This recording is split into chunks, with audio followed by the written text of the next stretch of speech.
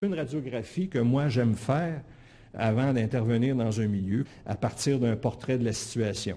Alors ça, c'est le questionnaire que j'utilise, la version papier, où on voit les conduites de civilité à gauche et les incivilités à droite, et les atouts et les handicaps finalement de saine relation.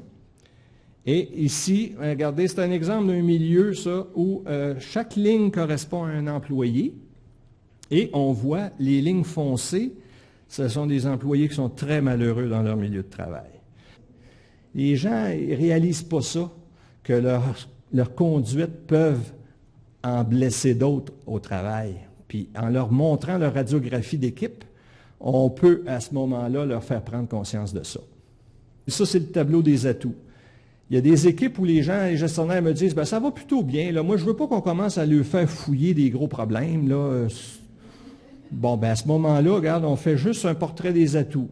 Puis là, ça permet peut-être de se rendre compte qu'il y a des atouts où les gens sont très, très réservés par rapport à dire que la plupart des gens agissent de même, là, tu sais. Alors encore là, ça permet peut-être aux gestionnaires aussi de voir, est-ce que finalement la perception que j'avais de mon milieu, comme quoi tout va bien, mes employés partagent cette perception-là, oui ou non. Et c'est moins compromettant que de faire l'exercice complet en allant mesurer aussi les incivilités et les inconduites.